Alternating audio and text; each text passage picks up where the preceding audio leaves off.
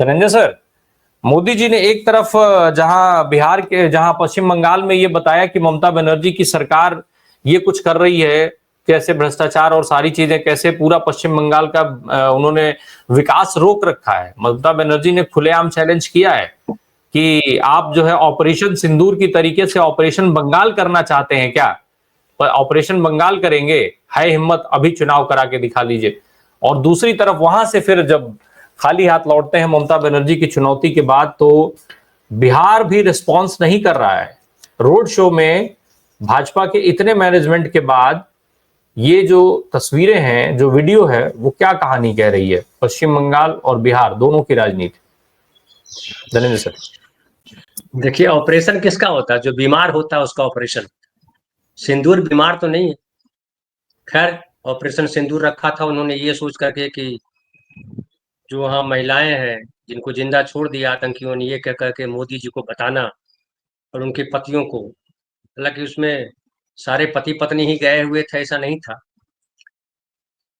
तो जो मारे गए, जिन महिलाओं के सिंदूर उजड़े, विधवा हुई, क्या उनके लिए ये किया जा रहा है?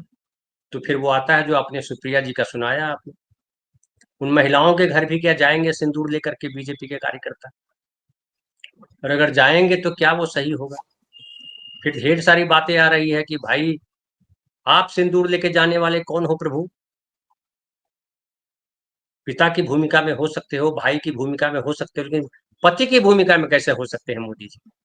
पति की भूमिका में जिन यशोदा बेन के लिए वो हैं, उनके पास तो गए नहीं। ममता बनर्जी ने पूछा कि ये जसोदा बेन के पास सिंदूर लेके जाते तो बात होती। बहुत सही सवाल है, बहुत सही बात है। लेकिन एक बात गौर कीजिए, इसके पहले आपने जो कहा कि भ्रष्टाचार को लेकर के सवाल उठाया जो मोदी जी भाषण दे रहे थे। क्या भ्रष्टाचार केवल वही है जहां बीजेपी की सरकारें नहीं है, गैर बीजेपी सरकारें हैं? देखिए, भाजपा जो भ्रष्टाचार हो या मारपीट हो, हिंसा हो, वो पूरी दुनिया में हर जगह है। और इससे कोई इनकार नहीं कर सकता है। ऐसा नहीं कहा जा सकता कि उनके यहाँ जितने लोग हैं सब बड़े शरीफ लोग हैं। अगर सब शरीफ लोग हैं तो फिर सरकार की जरूरत क्या है? क्या करेगी सरकार? तो जो लोग हैं, हिंसा है, अपराध है, तमाम चीजें हैं, उनको कंट्रोल करने के लिए सरकार बनाते हैं, उनको कंट्रोल करने के लिए व्यवस्था बनाते हैं। क्या नरेंद्र मोदी जी उसको कंट्रोल करने के लिए काम करते दिखाई पड़ते हैं? ये सबसे बड़ा सवाल है। तो हम लोग कितनी बार बोल चुके कि भाई, महाराष्ट्र के जो अजित पवार जी जो डिप्टी चीफ मिनिस्टर बनाए गए थे उस समय, 2 दिन पहले मध्य प्रदेश में भाषण करते हैं कि करप्शन करप्शन। अरे वही अजित पवार को वित्त मंत्रालय सौंप दिया भाई। ऐसे कई उदाहरण। अब बिहार में जो उन्होंने किया, देखिए, पश्चिम बंगाल में उनकी दाल नहीं गलने वाली, उनको पता है। उन्होंने बहुत जोर लगाया, इसलिए 2 चुनाव हो गए। इतना जोर लगाया कि उतना देश में कहीं जोर नहीं लगाया। अगर पाकिस्तान की सरहद पे जहां पाकिस्तान हिंदुस्तान मिलता है, वहां इतना जोर लगाया होता तो पाकिस्तान अभी भाग गया होता, वो चीन के पीछे छुपा हुआ होता। लेकिन वो चीन के पीछे नहीं छुपा हुआ, चीन उनके पीछे है और पाकिस्तान हमें जो है गुर्रा रहा है। परसों जो है वहां का जो एक आतंकी है जिसको कहा गया हमारी तरफ से कि पहलगांव का मास्टरमाइंड है, मसूरी, वो जो है भाषण कर रहा था। हाफिज सईद का बेटा वहां भाषण कर रहा था। वो भी आतंकवादी नंबर 32 कुछ नंबर उसका है, या 26 नंबर है उसका आतंकवादियों की लिस्ट में, भारत की जो लिस्ट है उसमें। वो सब भाषण कर रहे थे। यहाँ तो बता रहे थे प्रधानमंत्री जी के सारे आतंकवादियों को मिट्टी में मिला दिया। वो 4 आतंकवादी खाली लोग नहीं ढूंढ रहे हैं, वो तो हम ढूंढ रहे हैं, कहाँ है कुछ पता नहीं। लेकिन कई सारे आतंकी जिसको भारत सरकार लंबे समय से आतंकी कह रही है, वो खुलेआम भाषण कर रहे हैं। अरे तो आपका स्ट्राइक, आपने कहा कि हमने स्ट्राइक कर दिया, आतंकी मार दिए, अभी रुका नहीं है स्ट्राइक, अभी हम फिर कर सकते हैं तो करो ना। वो भाषण दे रहा भाई, वो भाग जाएगा घर में तब मारोगे उसको? अभी तो मौका था मार देने का जब वो मंच सजा करके भाषण दे रहा था।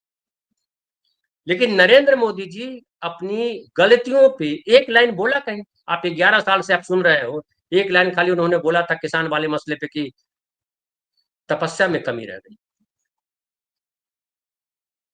तपस्या में कमी नहीं रह गई, आपकी तपस्या ही गलत है। आप तपस्या करते नहीं हो, आप ढोंग करते हो। तपस्या का मतलब होता है ध्यान एकाग्र होना। ध्यान एकाग्र करने का मतलब होता है ध्यान कहाँ एकाग्र कर रहे हैं? वोट पर? या देश के नागरिकों के भविष्य पर, तो पता चलता है कि आप जो है देश के नागरिकों का भविष्य जो है आपकी चिंता में कहीं है ही नहीं। आपकी चिंता में बस एक है, वोट कैसे मिले, सत्ता कैसे बने, सत्ता पे कैसे मैं बैठा रहूं। आप बिहार की बात कर रहे हैं, बिहार में नीतीश कुमार के साथ इन्होंने समझौता क्यों किया? 2024 में चुनाव जो हुआ उसके पहले, 2024 के पहले हालांकि नीतीश कुमार आ गए थे, जब इंडिया गठबंधन छोड़ करके आए थे। इंडिया गठबंधन छोड़ करके जब गए थे इंडिया गठबंधन, तो क्या बोल रहे थे इनके नेता? अमित शाह जी का बयान देख लीजिए, नीतीश कुमार के लिए दरवाजे बंद। सम्राट चौधरी जो अध्यक्ष बनाए गए थे, वो दिन रात सुबह उठते जागते बैठते सपने में हर समय नीतीश कुमार को गालियां दे रहे थे। वही नीतीश कुमार सबसे प्रिय हो गए। क्यों प्रिय हो गए? क्योंकि मोदी जी को पता था कि अगर नीतीश कुमार हट जाएंगे तो बिहार में हमारा गणित गड़बड़ा जाएगा। नीतीश कुमार की 12 सीटें, इनकी 12 सीटें, 24 सीटें हो गई दोनों मिलाकर के। अगर नीतीश कुमार उस तरफ चले जाते तो 24 सीटें उनके पास आती क्या? 12 सीटों में से 6 सीट इनकी नहीं आती। चिराग पासवान के पास ही जो 5 सीट है उसमें भी सीटें घट जाती। तो नीतीश कुमार को इसलिए लाया कि मोदी जी को लगा कि बिहार में हमारा जलवा नहीं चल रहा है, और वो नहीं चल रहा है जलवा। नीतीश कुमार को कितना भी डैमेज किया आपने, नीतीश कुमार के बिना आपको सत्ता नहीं मिल रही है बिहार में। अब दिल्ली में भी सत्ता नीतीश कुमार के बिना आपके पास नहीं, और नीतीश कुमार को आप गालियां देते रहे जब वो अलग रहते रहते हैं तो। लेकिन इस बार जो रोड शो हुआ है, जो आपने दिखाया वीडियो कि लोग नहीं आए, क्यों नहीं आए? इसलिए नहीं आए कि बिहार के लोग, भले काऊ बेल्ट के लोग माने जाते हैं, वो माने जाते हैं कि गोबर पट्टी के लोग हैं, लेकिन बिहार के लोगों में चेतना ज्यादा है। भले उनके गरीबी है, वो राजनीतिक वजहों से गरीबी है कि हमारी सरकारें उस तरह से काम नहीं करती बिहार के, लेकिन बिहार के लोग सजग हैं। और वो ये जो आप दिखा रहे हैं कुछ इन गिनती के लोग, उसमें से ज्यादातर लोग वो आए हैं। हमारे एक मित्र हैं पुष्पमित्र, जो इंडिया टुडे के लिए काम करते हैं, उन्होंने पोस्ट लिखा है फेसबुक पे, जिसमें उन्होंने लिखा है कि वो लोग थे जो मोदी जी को देखने आए थे। अरे हमारे यहाँ तो वो जेसीबी मशीन खुदाई कर रही होती है ना सड़क की, तो भी 15 लोग खड़े रहते हैं देखने के लिए कि मिट्टी कैसे फेंक रहा है, कैसे खोद रहा है। तो ये तो मोदी जी। लेकिन मोदी जी बिल्कुल। जब रोड शो करते हैं, तो अब गुजरात में आपने देखा होगा कि रोड शो करते हैं तो बाहर निकल के हाथ हिलाते हैं ऐसे ऐसे करके, गाड़ी पर ही खड़े रहते हैं, लेकिन बाहर दिखाई पड़ता है। यहाँ पे आप पूरा हम्म। देख लीजिए, 7 किलोमीटर 8 किलोमीटर का जो रोड शो था, कहीं नहीं निकले, मोदी जी गाड़ी में बैठे रहे। बिल्कुल। तो ये क्या बताता है? ये बताता है कि मोदी जी का जलवा और नीतीश कुमार का भी जलवा बिहार से जा चुका है। जी धनंजय सर, प्रधानमंत्री और भारतीय जनता पार्टी तमाम उसके नेता जिस बेशर्मी के साथ सिंदूर की राजनीति कर रहे थे, अभी तक जो दूसरे सियासी दल और सियासी दलों के नेता थे वो एक मर्यादा में थे। लेकिन ममता बनर्जी ने, चूंकि वो एक महिला है और उसका एडवांटेज उन्होंने लिया, ममता बनर्जी ने सीधे तौर पर, जिसका आपने जिक्र भी किया, उन्होंने ये सवाल किया कि क्या मोदी जी अपनी पत्नी यानी यशोदाबेन का जिक्र करते उन्होंने पूछा कि उनको भी सिंदूर देने जाएंगे, पहले उन तक सिंदूर पहुंचाएं। एक तरीके से ममता ने मोदी जी को हिदायत दी, मर्यादा का पाठ पढ़ाया कि मर्यादाएं तोड़ना सबको आता है, सिर्फ लोग जो है भारत की संस्कृति और सभ्यता के लिहाज करते हुए मर्यादा में रह रहे हैं, बोल नहीं रहे हैं, इसलिए इसको बंद करिए, ये लफाजी बंद करिए। क्या होता है कि आपके सामने कौन है, उसके आधार पे आपकी भाषा बदलती है। अभी एक जो है रॉ के जो चीफ हुआ करते थे दुल्लत साहब, उनका एक छोटा सा वीडियो वायरल हो रहा है, जिसमें एक पत्रकार उनसे सवाल करने गया, बातचीत करने गया कैमरा लेकर के, और वो गुस्से में आ गए क्योंकि उसने ऐसा कहा कि 4 दिन पहले आप सुना कि आप गए थे, पाकिस्तान गए थे, मतलब उन पे आरोप लगा दिया उसने कहा, उन्होंने कहा कौन कहा, पहले शालीनता से पूछा कौन कहा, नहीं जवाब दिया, फाइनली वो गाली गलौज पे आ गए। तो इसका मतलब ये थोड़ा है कि दुल्लत साहब जो है किसी से बात करेंगे तो गाली गलौज करके बात करेंगे। हम भी आपके चैनल पे आते हैं, कई बार एग्रेसिव हो जाते हैं। क्यों एग्रेसिव होते हैं? क्योंकि आप वैसा काम करते हैं। नरेंद्र मोदी जब से आए हैं, क्या काम किया इन्होंने? अगर सिलसिलेवार गिलाऊं मैं आपको कम शब्द में, इन्होंने कहा कि कांग्रेस भ्रष्ट पार्टी है। कांग्रेस भ्रष्ट साबित नहीं कर पाए, 11 साल हो गया। इन्होंने कहा कि ये जो काला धन है वो सब रखा हुआ सब हम लेके आ जाएंगे। काला धन नहीं लाया। काला धन निकालने के लिए देश में नोटबंदी की, उसमें भी काला धन नहीं निकला। फिर इन्होंने कहा कि जीएसटी लाते हैं, जीएसटी से बहुत पैसा निकल के आ जाएगा, सब कहाँ पता नहीं दबा रहा है पैसा। उसका रिजल्ट ये आया कि जो है लघु और कुटीर उद्योग है उस पर आफत आ गई। कोरोना काल में इन्होंने कहा कि 18 दिन कि जो महाभारत की हुई थी हम 21 दिन कर रहे हैं, कोरोना चला जाएगा। कोरोना गया कि कितने लोग मारे गए, 25 लाख या 21 लाख तो भारत सरकार ने स्वीकार कर लिया अपने डेटा में। लेकिन अपुष्ट खबरें जो है या जो आता रहा कि 50 लाख से ज्यादा लोग मरे कोरोना काल में। ये डंका बजाते रहे कि हम जो है इसको दे दिए टीका, उसको बांटा है टीका, उसको बांटा है टीका। लेकिन टीका बांटने से क्या हुआ? अस्पताल आपके पास थे नहीं। अब कोरोना के बाद जो स्थिति बनी उसमें अस्पताल कहाँ कहाँ बनवा दिया इन्होंने, पता कीजिए। मोदी जी खुद ही बता देना चाहिए मोदी जी को कि हमने देखो इस समय इतने अस्पताल बनवा थे, अभी इतने अस्पताल बनवा दिए। कहीं डेटा देते हैं ये, कहीं जिक्र करते हैं? अरे भाई, एक सड़क पे गप्पी गप कर रहा है और प्रधानमंत्री हो, दोनों में अंतर होना चाहिए कि नहीं होना चाहिए? अब ममता बनर्जी जो कह रही हैं कि भाई जसोदा बेन को पहले देना चाहिए था, वो क्या गलत कह रहे हैं?